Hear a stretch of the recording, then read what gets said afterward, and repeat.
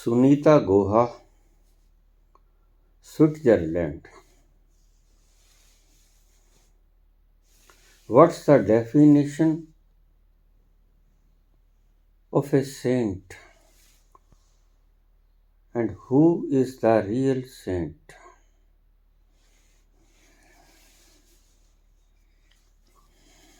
संत की परिभाषा क्या है और कौन है असली संत? हामी भी न थे, मुंकरे गालिब भी नहीं थे। हामी भी नहीं थे, मुंकरे गालिब भी नहीं थे। हम अहले ताजुब किसी जानिब भी नहीं थे। हामी भी नहीं थे, मुंकरे गालिब भी नहीं थे। हम अहले ताजुब किसी जानिब भी नहीं थे। सब द्वंद्वों से पार।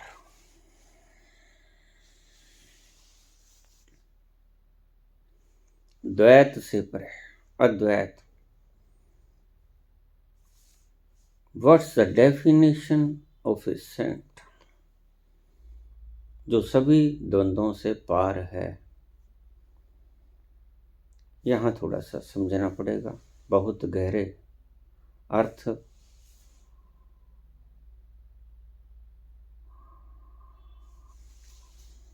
संत द्वंद्वों के पार जो है, हमें आप संत नहीं कह सकते। जो जिसके द्वारा बोला जा रहा है वह संत नहीं। यह जो बोलता है यह संत नहीं है। इसके द्वारा जो बोलता है वह संत है। फिर समझिएगा, बड़ी कठिन परिभाषा है। सब द्वंद्वों से पार, द्वंद्वातीत।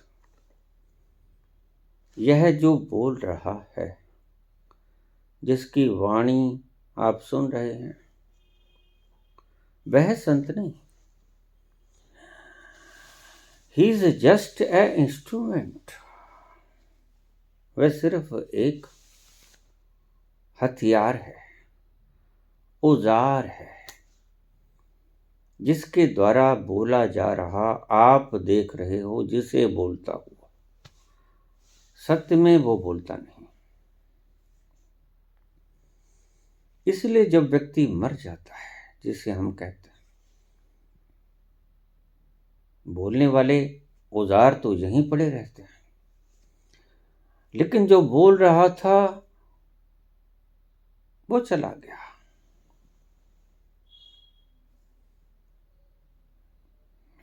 आप हमें संत कहते हो, जिसे बोलता हुआ देखते हो। ये हार्ड मांस का पुतला, जुबान से बोलता, गले से आवाज निकलती।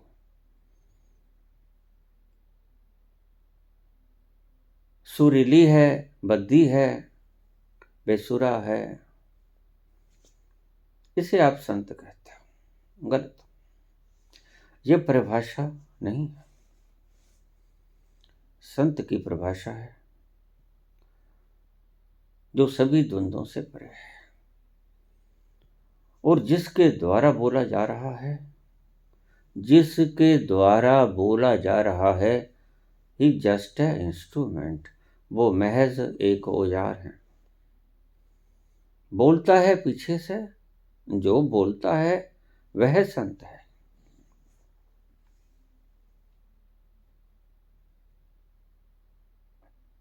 जो आपको बोलता दिखाई पड़ता है वह संत नहीं है। इसलिए अक्सर आप भूल कर जाते हो। संत को पहचानने में आप भूल कर जाते हो। संत को आप पहचान ही नहीं पाओगे, क्योंकि आप औजारों के चरित्रों से औजारों के क्रियाकलापों से संतों को पहचानने की चेष्टा करोगे, जो कि गलत हो सकती है। आचरणों से संतों को पहचान, इससे अधिक आप कुछ नहीं कर सकते। बस आचरण से पहचानोगे इस व्यक्ति का आचरण कैसा, इस व्यक्ति के शब्द कैसे, यह व्यक्ति क्या बोलता है। लेकिन जो भी यह व्यक्ति बोलता है, सच में जिसके द्वारा बोलता है, ये जिसे आप बोलता हो सुन रहे हो, वह कतई संत नहीं, आप गलत समझे। और अगर आपने बिल्कुल सही डेफिनेशन पूछनी है संत की, तो यही है, जिसे आप बोलता देख रहे हो वह संत कतई नहीं। जो इन औजारों से काम लेता है बोलने का, संभाषण का, गायन का, सोचने का, बोलने का, वह संत है। और देखना,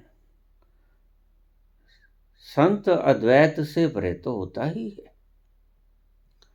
संत सभी द्वंद्वों से पार तो होता ही है, और स्वयं भी संत द्वैत नहीं होता।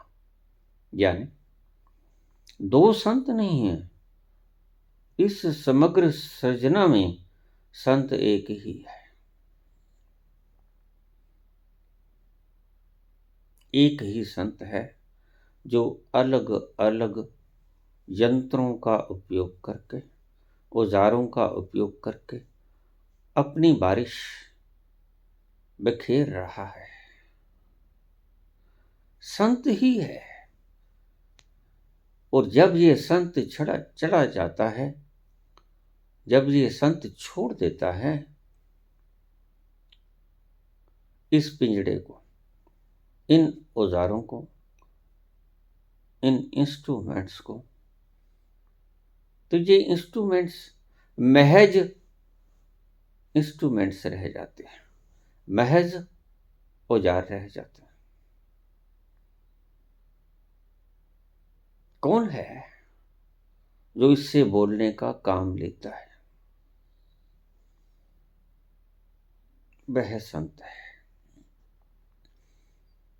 और संत सृष्टि में, सृजना में दो नहीं, संत एक है, एक ही है। वो ही संत है, उसी को संत कहते हैं। अन्यथा उसके पास औजार बहुत हैं, उसके पास औजारों की कोई कमी नहीं।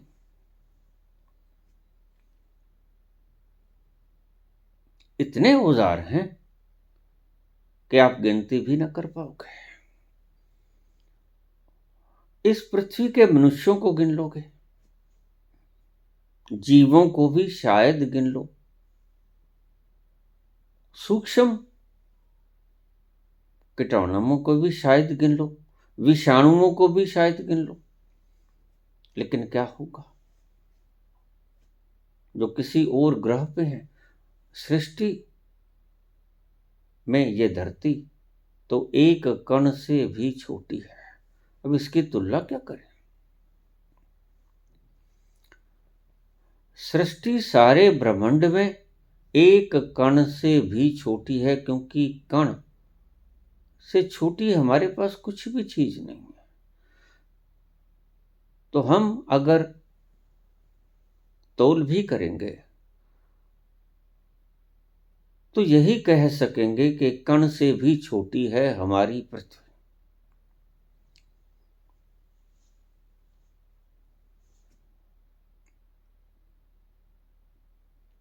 लेकिन दूसरे ग्रहों पे, दूसरी जगहों पे ऐसा नहीं है कि जीवन सिर्फ इस धरती पर विद्यमान है। कोई वक्त था जब कोई देश खोजा ना गया था,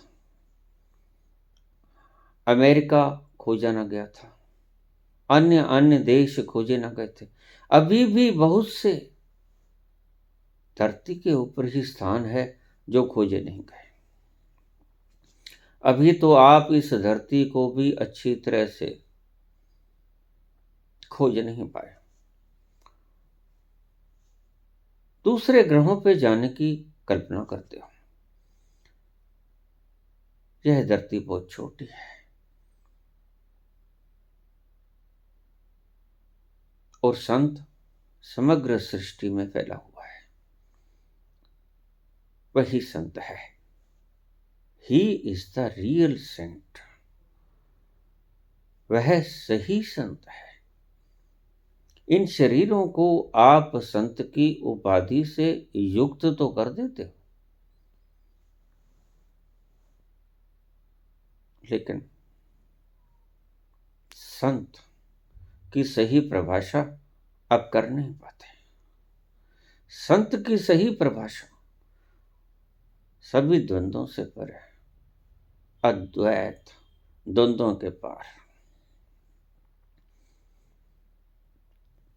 उसे दुख तो होता ही नहीं, उसे सुख भी नहीं होता।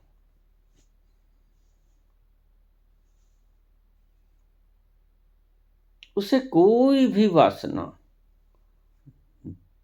नहीं पकड़ते।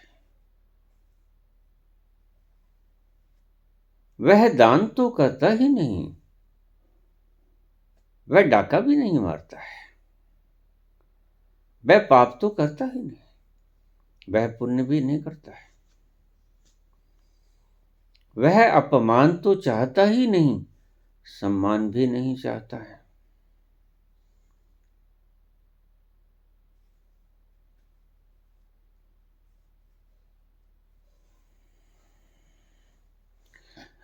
उसको दंभ तो होता ही नहीं, लेकिन वो निर्दंभ भी कभी नहीं होता।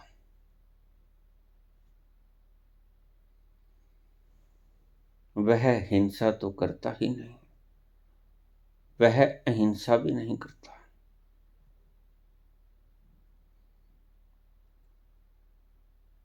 वह अशांत तो कभी होता ही नहीं, वह शांत भी नहीं होता।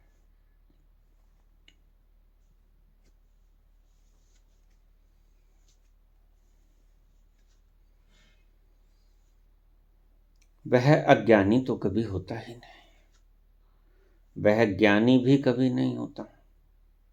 बड़ी मुश्किल पड़ेगी बात आपको। खोपड़ी को तोड़ के निकल जाएगी बात, खोपड़ी के ऊपर से गुजर जाएगी या खोपड़ी को तोड़ देगी, लेकिन यह बात समझ में नहीं आएगी। वह अज्ञानी तो है ही नहीं, वह ज्ञानी भी नहीं है। वह अशुद्ध तो है ही नहीं, वह शुद्ध भी नहीं है।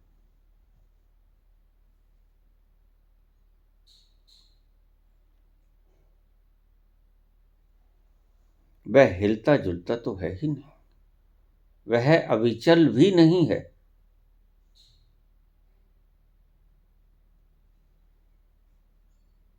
बड़ी मुश्किल पड़ेगी, लेकिन क्या करें, ऐसा ही है। कैसे परिभाषित करें? परिभाषा पूछिए आपने, संत की सही परिभाषा। और कौन है सही संत? Who is the real saint? सही संत वही है जो एक है, एक ओंकार। वही अहम ब्रह्मस्मि, वही तत्वमसि श्वेत केतु, वही अनल हक, वही संत है जो बोलता है मंसूर के भीतर से। जिसे आप संत कहते हो उसके भीतर से, जो निर्वासना में हो गया है, द्वंद्वों से परे हो गया है, निर्द्वंद हो गया है, जो अद्वैत से पार।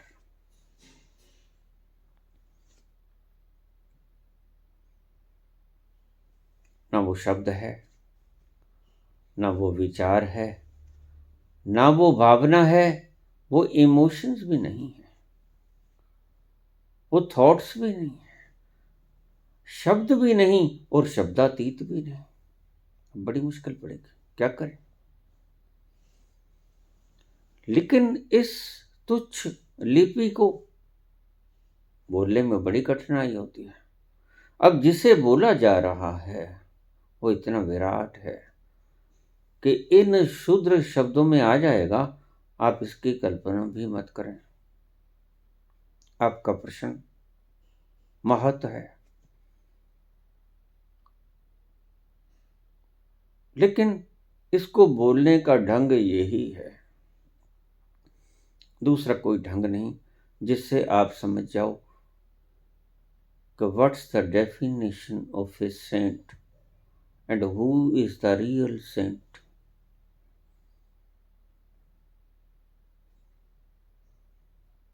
हम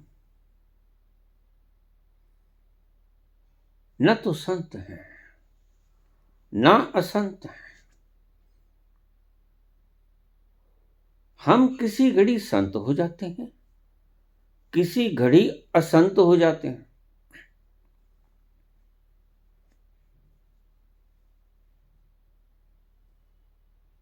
समझ में आएगी नहीं बात। यह एक पागलपन जैसा होगा, बिल्कुल ऐसा ही लगेगा।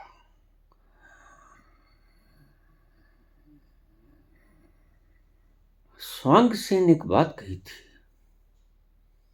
कि जो व्यक्ति समझ में ना आए वे या तो पागल है या देवता।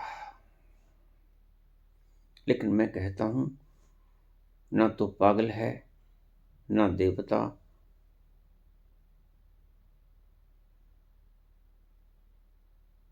ये उसकी परिभाषा गलत है। वो समझा नहीं पाया। जो समझ में ना आए वो या तो पशु है, पशु की बात समझ में नहीं आती, वो क्या बोलता है। गधा हिन हिनाता है, समझ पाते हो क्या कहता है।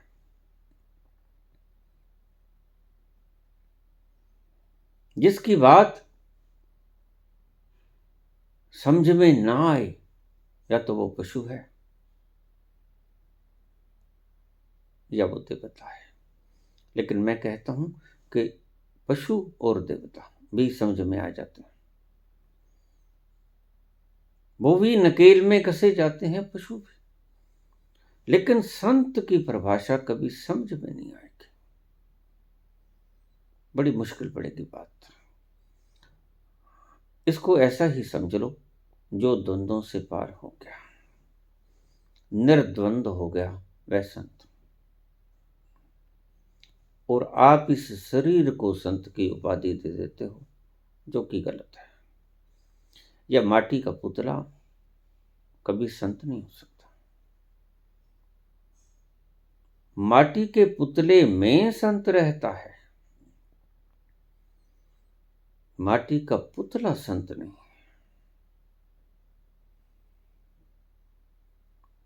माटी के पुतले से वो संत बोलता है, माटी के पुतले से वो संत सारे क्रियाकलाप करता है। इस माटी के औजारों से संत सारे काम धाम निपटाता है। लेकिन फिर भी ये माटी का पुतला संत नहीं। जो इन माटी के पुतलों से पार, वह संत है।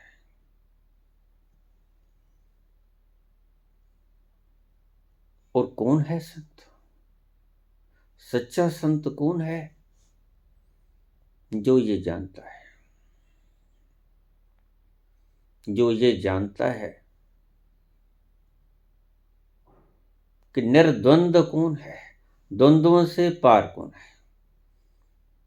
जिससे सुख भी नहीं होता, जिससे दुख भी नहीं होता, जिससे हानि तो कभी होती ही नहीं, जिससे लाभ भी नहीं होता, जो बढ़ता तो है ही नहीं, जो कभी घटता भी नहीं,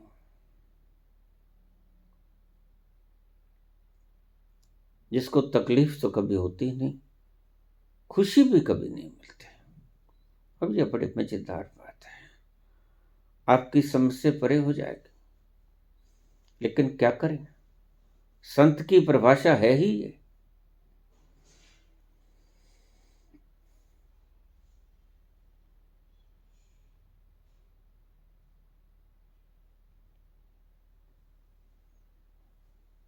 संत क्या करता है, कभी आप इसे समझ पाओगे, और कभी कभी आप संत की बातों को, आचरण को समझ ही ना पाओगे, बड़ी मुश्किलात पैदा होगी। सही संत, उसको आचरण से पहचाना जा ही नहीं सकता। हाँ, उसके आचरण से कुछ झलकें अवश्य पाई जा सकती, लेकिन वो झलकें, ध्यान रखना, नाटक भी हो सकती हैं। क्या करोगे? और आपका मन तो सदा नाटकों पर यकीन करने पे आमादा रहता है। नाटक करने वाले लोग अक्सर तुम्हारी दृष्टि में संत कहलाते हैं।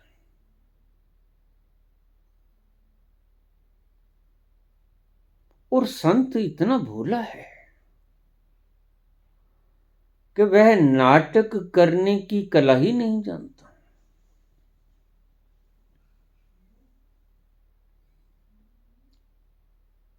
रियल सेंट की बात करता हूं। इस संत को, क्योंकि आपके भीतर परिभाषाएं दो हैं और लिपि एक है, उस एक लिपि से दोनों बातों समझानी पड़ेंगी, मजबूरी है।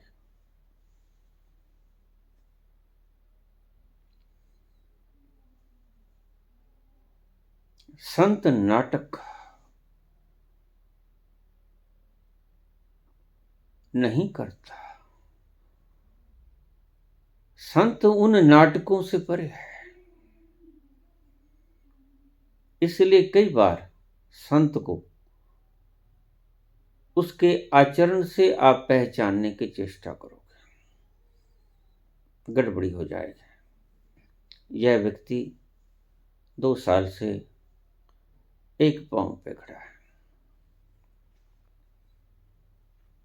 यह व्यक्ति अन्न त्यागी है, इस व्यक्ति ने वो त्याग कर दिया, इसने भरे तख्त को लात मार दी।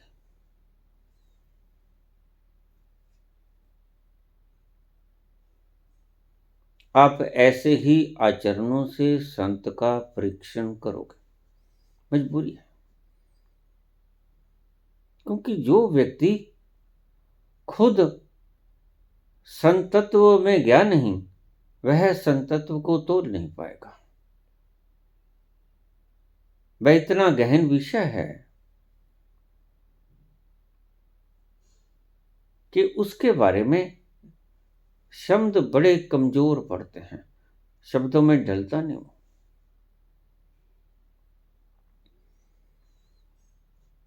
अब आपके घर के सामने कोई भिक्षा मांगने आया है, कैसे पहचानोगे? उसे याचक कहोगे, भिक्षुक कहोगे, मंगता कहोगे, क्या कहोगे? आया तो मांगने है, आप उसका कृत्य देखकर उसे क्या कहोगे? वह आपसे भिक्षा लेने आया है, भूखा है, और उसे आप क्या कहोगे?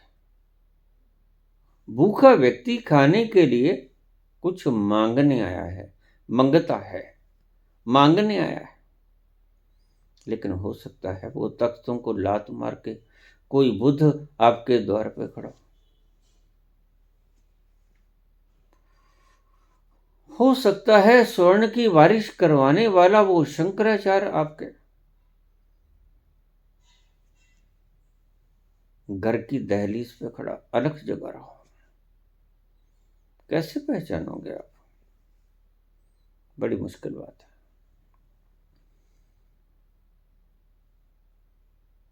तो पूछा गुहा ने कि संत की परिभाषा क्या है। संत की परिभाषा ऐसी है जो सीधी सीधी बताई नहीं जा सकती, ऐसे ही बताई जा सकती है और ऐसे ही मैंने बता दी है। और कौन है सही संत, असली संत कौन है? जिसे देख रहे हो वो असली संत नहीं। वह तो कभी आपको संत लगेगा, कभी आपको असंत भी लगेगा। कभी उसके आचरण से आपको लगेगा ये संत है और कभी उसके आचरण से आपको लगेगा ये संत नहीं है। किसी गुरु के पास कोई सीखने आया था भिक्षु, और गुरु उसे सिखाने में लग गया। एक दिन ऐसा भी आया, कुछ वर्ष बीत गए, गुरु कहने लगा पुत्र मेरे पास जो था मैंने आपको बता दिया, अब मैं क्या करूं गुरु जी? मेरे पास जो था इससे आगे तो मैं खुद भी नहीं जानता। तो आप कोई गुरु दूसरा तलाश लो। लेकिन मैं अज्ञानी हूं, मैं कैसे तलाशूंगा? आपकी दृष्टि में कोई संत आसपास हो? हाँ है, जनक के पास चले जाओ, राजा जनक के पास चले जाओ। अब कहाँ राजा और कहाँ संत, बड़ी मुश्किल हुई है। जानता तो वो भी था कि जनक राजा है, सम्राट है,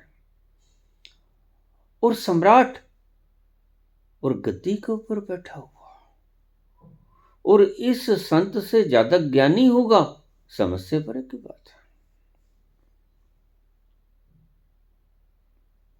उसने कुतूहल भरी दृष्टि से देखा अपने गुरु की ओर। गुरु जी ये आप क्या कह रहे हैं? आपसे ज्यादा जानते हैं जनक? हाँ बिल्कुल ज्यादा जानते हैं। मैं जितना जानता था तुम्हें बतला दिया, इससे आगे मैं झूठ न बोल पाऊंगा। मैं अपनी आत्मा को कलुषित नहीं करना चाहता और तुम्हें सही मार्गदर्शन दे रहा हूं कि तुम राजा जनक के पास चले जाओ। वह पूर्ण ज्ञानी है। मेरा ज्ञान जहां तक था मैंने तुम्हें बतला दिया पुत्र, अब तुम जाओ। गुरु का आदेश, चला।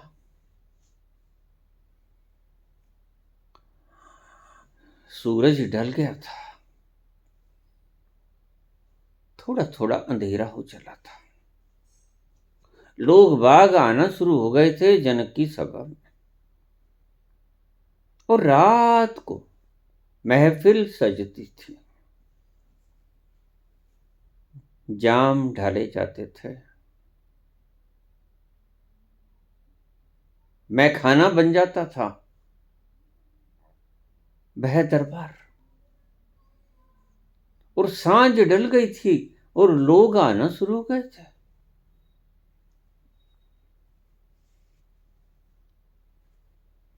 थोड़ा लेट हो गया, चलते चलते दूर का स्थान, और लेट हो गया, देरी हो गई। थोड़ा अंधेरा ज्यादा होने पे पहुंचा। शिष्य तब तक महफिल सज चुकी थी। मैखाना अपनी पूरी चमक बिखेर रहा था।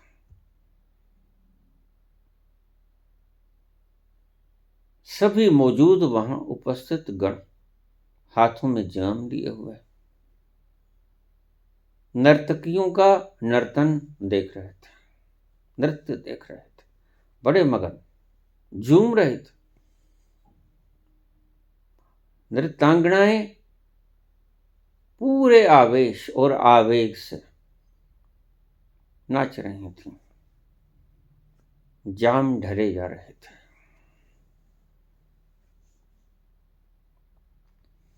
द्वार पर वह सन्यासी आया। उसने देखा, इस महफिल की चकाचौंध को देखकर हैरान, अरे मैं कहां आ गया? मेरे गुरु मुझे गलत मार्गदर्शन भी नहीं कर रहे, लेकिन उन्होंने मुझे फंसा कहां दिया है? ये व्यक्ति जिसके आसपास ऐसी महफिल सजी है, अर्धनग्न हालत में नृत्यांगनाएं नाच रही हैं, रात का वेला, सभी के हाथों में मदिरा। अद्भुत नजारा। उसने घबराहट से आंखें बंद कर ली।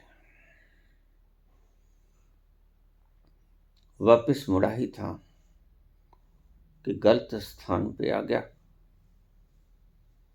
गलत वेला तो है ही, स्थान भी गलत है। गुरु कहीं गलती तो नहीं खा गए? शंका उभरी। चले ही थे, आसन से उठे। जनक बाहर आए। महफिल चलती रही। जनक उसके पास गए, सन्यासी को पकड़ लिया। कहां जा रहे हो? मेरे गुरु ने भेजा था आपके पास।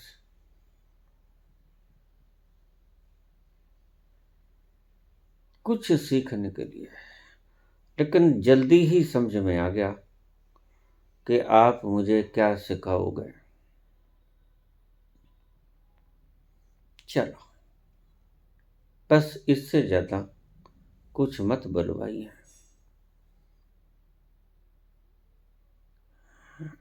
हे राजन, आपसे तो हम ही अच्छे हैं। कहता कोई बात नहीं। जनक कहने लगे, आ ही गए हो, रात गहरी हो चली है, मेरे पास विश्राम स्थल बहुत है। एक सेवक को बुलाया। उसे कह दिया गया कि इसे रात विश्राम करने के लिए कमरा दे दो, जैसा ये भोजन चाहता है वैसा खिला दो और सोने का इंतजाम कर दो, सुबह बात करेंगे। मजबूरी थी, रात भी घनी थी, जाता भी कहां, सर्दी का वक्त था। वस्त्र कुछ ज्यादा न थे, बस एक कोपीनधारी लंगोट, एक हाथ में कमंडल। सोचा यहीं रुकना पड़ेगा, क्या करें। दुष्ट है, राक्षस है, इसके कामों से स्पष्ट पता चल गया। आचरण बता देता है कि व्यक्ति कैसा है। बड़ी मुश्किल खड़ी हो गए थे, लेकिन रुकना मजबूरी थी। सेवक गया, दरवाजा खोला। साफ सा कमरा, कालीन बिछे हुए, सुंदर सेज। प्रणाम किया। विराजिए सन्यासी जी, यहां रात गुजारिए, वक्त वक्त पर आपके पास आता रहूंगा। भोजन में क्या लेंगे? सोने से पहले क्या, और पानी यहां पड़ा है, प्यास लगे तो ये जल पी लेना। चला गया। सोच रहा है बैठा बैठा नरम गद्दों के बिछौने पे कि मेरे लिए ऐसे गद्दे खुद जनक कैसे गद्दों पे सोता होगा। इतना आराम, दाई सारा प्रबंधन, और इस व्यक्ति के पास मेरे गुरु ने भेजा, जो कि स्वयं एक कौपीनधारी है, जिसके पास संग्रह को कुछ भी नहीं है, कुछ भी तो नहीं है उसके पास।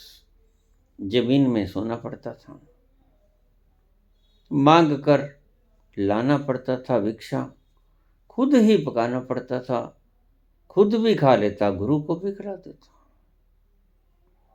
ये कहाँ फंस गया? सन्यासी तो वो है, त्यागी तो वो है, ये परम भोगी मुझे क्या सिखाएगा? खाक। सोचता रहा। खाना आ गया, खा लिया, मजबूरी थी, क्या करें? भूख लगेगी, रात को तड़पेंगे। भोजन भी सुंदर है, स्वादिष्ट है, सुगंध युक्त है, खाने को मन भी किया, खा लिया, कहीं से मांगना ना पड़ा और खुद पकाना ना पड़ा।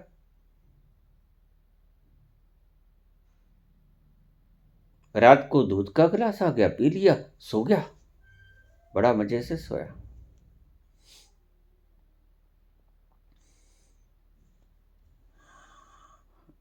अभी सूरज निकला ना था, किसने द्वार खटखटाया। सन्यासी ने द्वार खोला। द्वार पर राजा जनक खड़े थे। आओ प्रभु, थोड़ा विचरण कराएं, सुबह है, सुहानी है, मंद मंद समीर, सुगंध वायु, आओ थोड़ा घूम फिर आए। ये विलक्षण बेला सारे दिन नसीब न होगी, फिर कल ऐसा ही मौसम होगा, आओ थोड़ा सा घूम फिर आते। अनमने से भाव से वो गया। स्नान ध्यान कर लिया था, चलो घूम आए। चलते गए, चलते गए, चलते गए, दूर निकल गए। काफी दूर निकल गए, लेकिन जनक थे कि चलते ही जा रहे थे।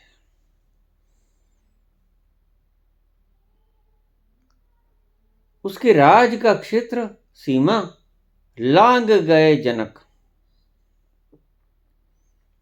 तो भिक्षुक बोला, सन्यासी बोला, प्रभु हे राजन, बहुत हो गया, चलो वापस चलते हैं। चलो चलते हैं अपने घर।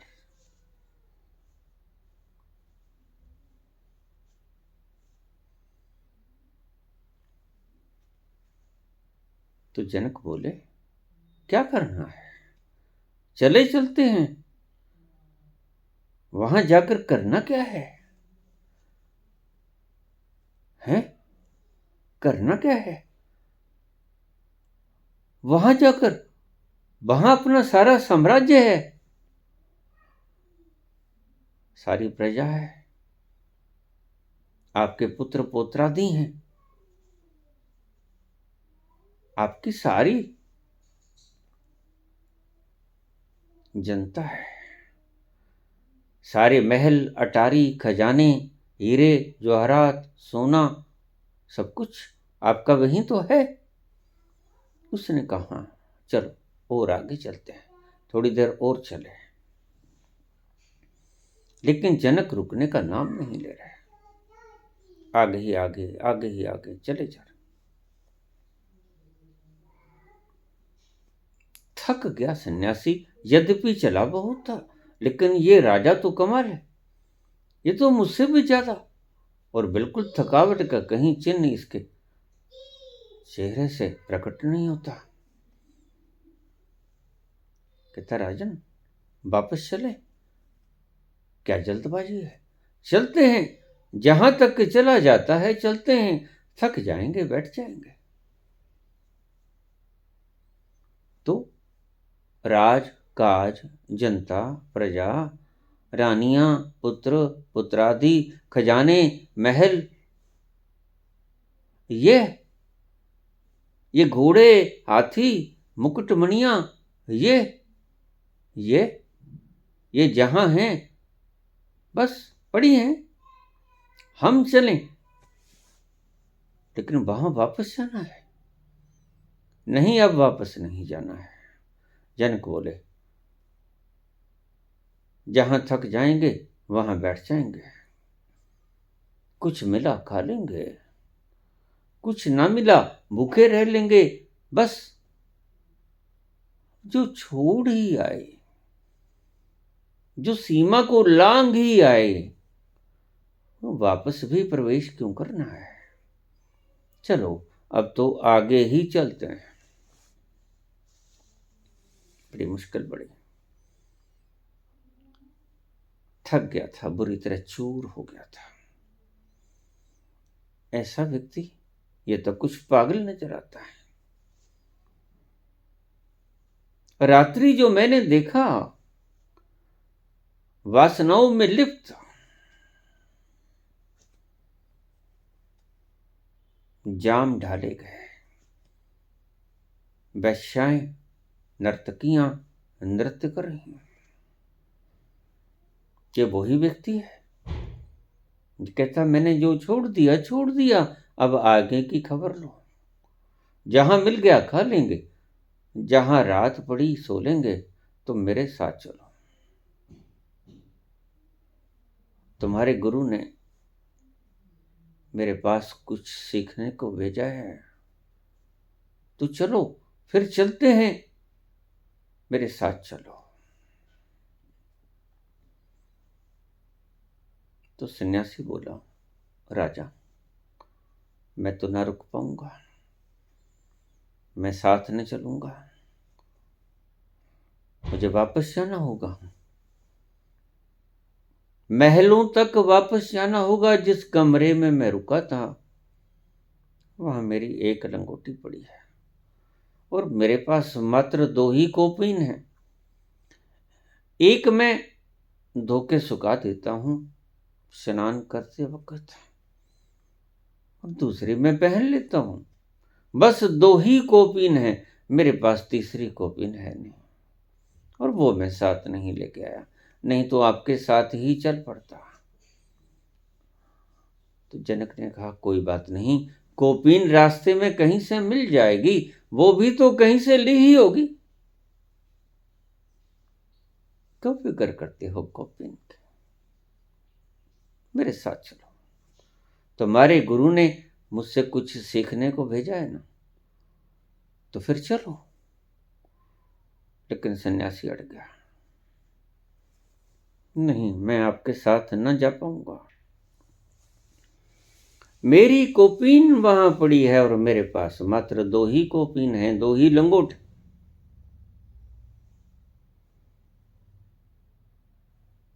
वापस पलटने लगा, तुम जहां चाहे जाओ राजा, मुझे तो एक बार महल जाना ही होगा। जब वापस पलटा तो उसने हाथ पकड़ लिया जनक ने। जनक बोले सन्यासी तुम रात ये कह रहे थे कि तुम्हारे से तो मैं अच्छा हूं, तुम्हारी मात्र कोपीन रह गई है, मेरा सब कुछ जिसे तुम कहते हो कि मेरा है।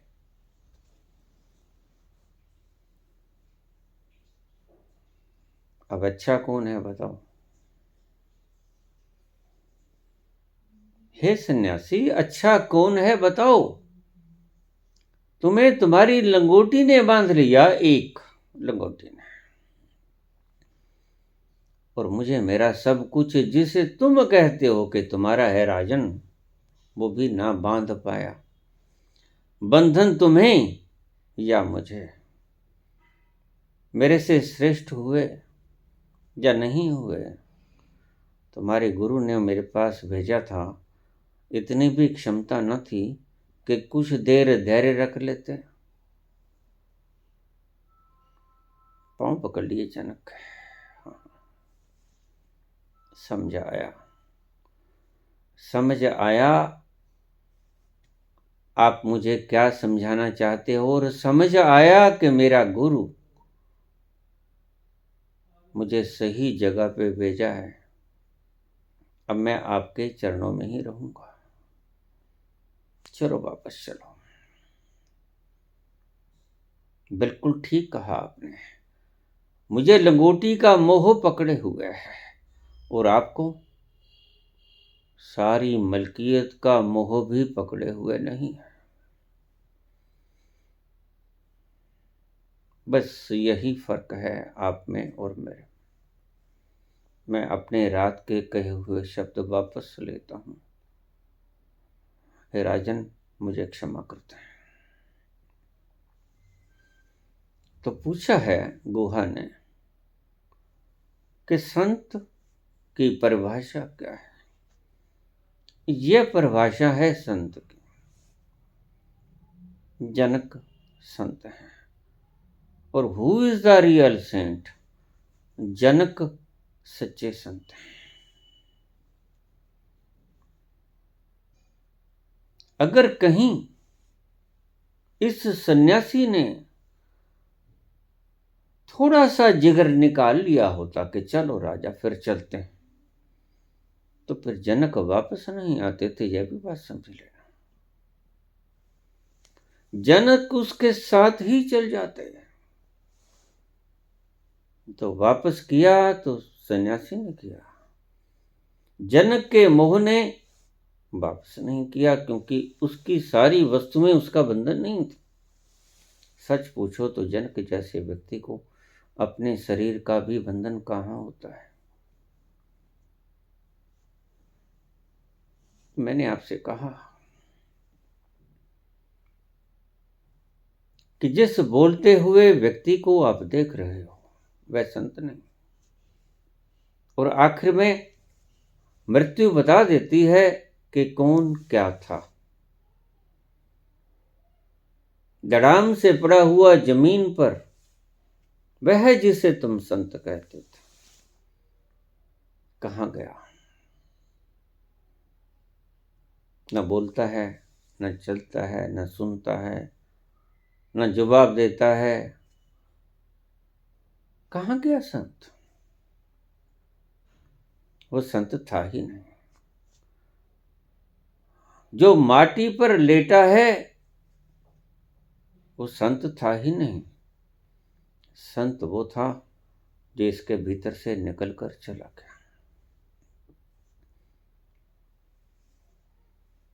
यही है संत की परिभाषा, और ऐसे ही होते हैं संत।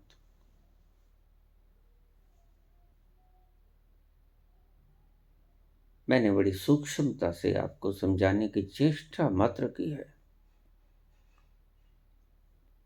अपने आचरणों से, व्यवहार से, बोलचाल से किसी को संत या असंत मत समझ लेना, गच्चा खाओगे। संत की सीधी सीधी परिभाषा मैंने आपको बता दी। ऐसे होते हैं संत, और ये होती है संत की परिभाषा। धन्यवाद।